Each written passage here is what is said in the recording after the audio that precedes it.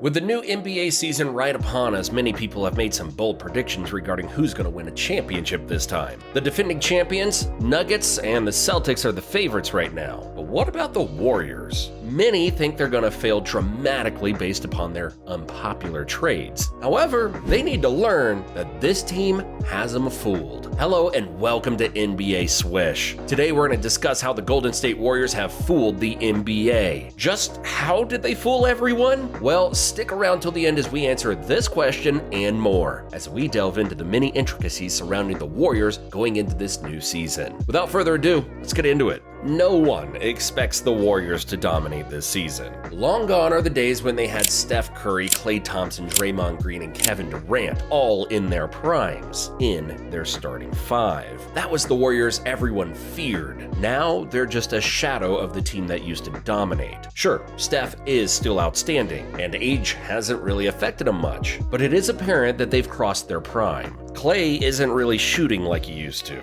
and Dre isn't the beast he used to be. And to top it all off, their young star talent, Jordan Poole, was traded to the Wizards in a three-way deal, which meant an aging Chris Paul was coming to the Warriors. Of course, people were going to sideline them after that move. To take young starting talent and replace it with older players to an already aging squad. The move seemed crazy, but no, folks, don't overreact. Trust me, if you join the Warriors are going to struggle bandwagon, you, my friend, will get fooled once you see the Warriors dominate this coming season. Don't believe me? That's alright, let me explain. Sure, people were highlighting how much worse off the Warriors already were before the CP3 deal. Now, according to them, they're going to be even worse. The Warriors did have a difficult season, with important players suffering from injuries and personal troubles. There just simply weren't many positives. Did you know that before injury struck Andrew Wiggins, the season before that, he was in the midst of a career-best season, averaging 19.5 points, 5.2 rebounds, and more than 2 steals per game? He was a defensive stalwart who made opponents like Jason Tatum appear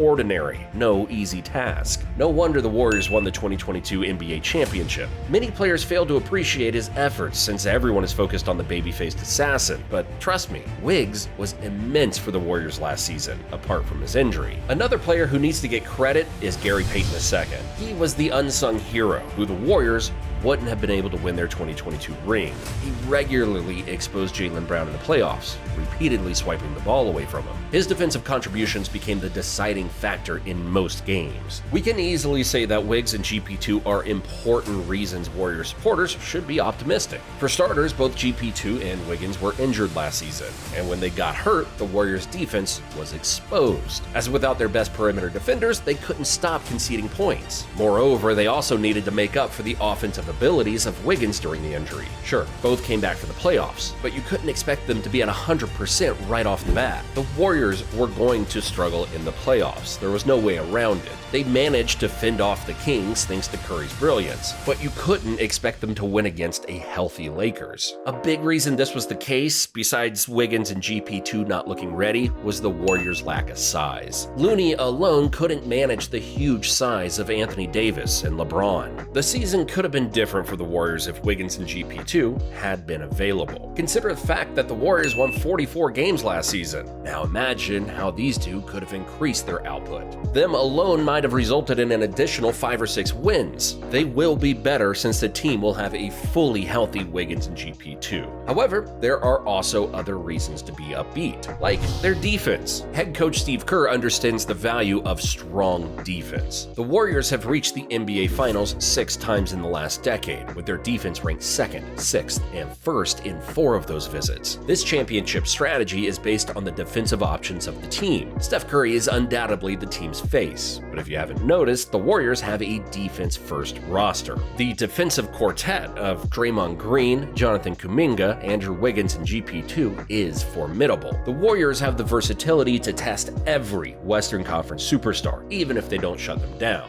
Trust me, these 4 have everything like physicality and in speed and IQ. However, one thing they lack is height. But don't worry folks, the Warriors have even dealt with that. The Warriors traded for Dario Saric, a highly skilled bench player. He's tall, around 6'10", and is expected to take over for James Wiseman, who was, as we know, a big failure. Saric previously averaged 12 points, 6 rebounds, and 2 assists on 36% three-point shooting while recovering from an ACL injury. His versatility and playmaking ability make him a vital squad member in 5 backup positions. Trust me, he will do wonders for Golden State. But let's move on to their most discussed topic of the offseason, the Jordan Poole-Chris Paul trade. They missed on a young player like Poole and got an old one in return. But trust me, this trade also has a reason. As you all know, last season the Warriors led the league in turnovers, which was a problem that needed to be addressed. Chris Paul's acquisition, recognized for his playmaking and low turnover rate, will be crucial in this department. Despite his age, he is a whiz at retaining the ball and making the one pass that would split defenses. Furthermore, the departure of Jordan Poole, who averaged more than 3 mistakes per game, is a positive step forward. This way, turnovers will surely decrease. So we've discussed how the Warriors previously had a ton of injuries. We also discussed how the Chris Paul trade made sense and how the team has recruited some big players. But they've also lost some quality youngsters, such as Jordan Poole. However, they've also acquired young guns in Moses Moody and Jonathan Kuminga, the Warriors' youthful prospects, who have the potential to make an impact. For starters, Moody's defensive talent and ability to follow and contest shots are on full display, as evidenced by his performance against Phoenix last year. He has the tools to be a standout defender in the league with a 7'1" wingspan. Many people don't rate him very highly right now, but trust me, he will soon be excellent at the rate at which he is improving. And you can bet he's going to get a lot more minutes this season. And then we have Jonathan Kuminga. I don't think I really need to say anything besides he's a physical wonder. His athleticism, energy, and hustle are unmatched. These two will shine with the Warriors soon.